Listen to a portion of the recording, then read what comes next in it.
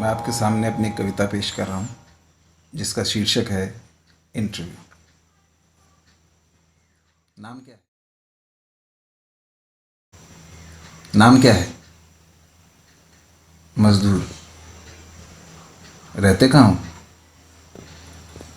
गंदे नाले की उस तरफ। कहाँ से हो? दूर। दूर गांव से। करते क्या हो जिससे दो पैसा मिल जाए साहब? अच्छा, कोरोना जानते हो? हमसे ज़्यादा कौन जानेगा साहब। ये गठरी में क्या है? घर। कौन कौन है घर में? औरत। बच्चा मर गया। बीमारी से? भूख से? तुमने कुछ खाया? पुलिस का मार।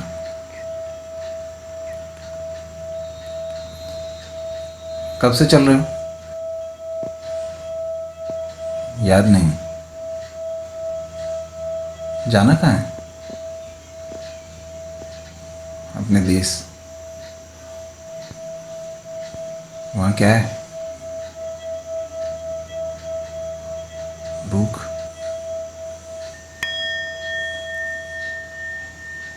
रो क्यों रहे हो? गरीब हैं साहब।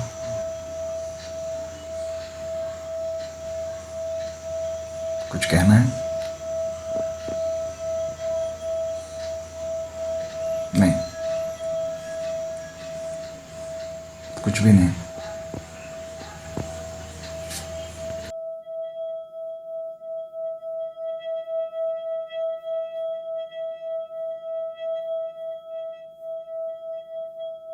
मैं आपके सामने पेश करना चाहता हूँ अपनी एक कविता, मेरे पैर दुखते हैं।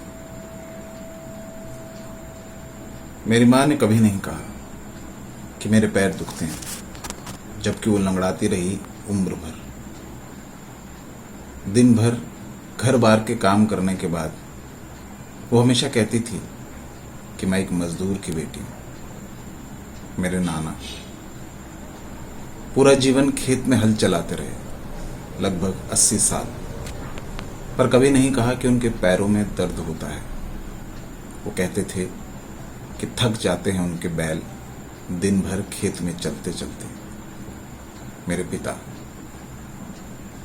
मेरे पिता ढोते थे अनाज की बोरियां, पर घर नहीं ला पाए कभी भी बोरी भर अनाज।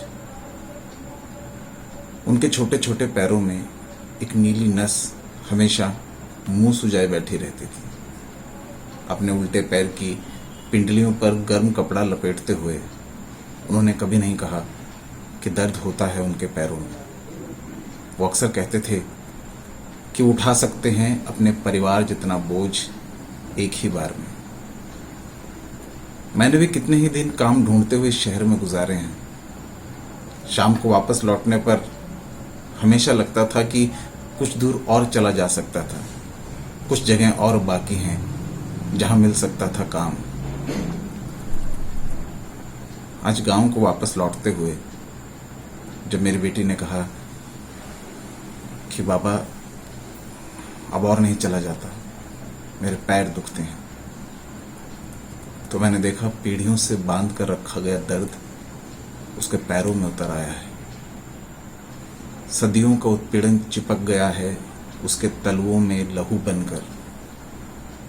उसके छोटे छोटे पैर इनकार कर रहे थे अब और सहने से, अपने बुजुर्गों की तरह दर्द लिए चलते रहने से।